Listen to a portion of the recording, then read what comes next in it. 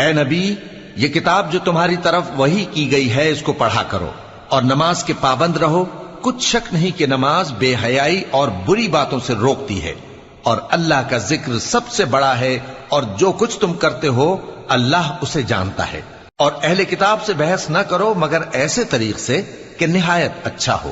ہاں، جو ان میں سے بے انصافی کریں ان کے ساتھ اسی طرح مجادلہ کرو، اور کہہ دو کہ جو کتاب ہم پر اتری اور جو کتابیں تم پر اتری ہم سب پر ایمان رکھتے ہیں، اور ہمارا اور تمہارا معبود ایک ہی ہے، اور ہم اسی کے فرما بردار ہیں۔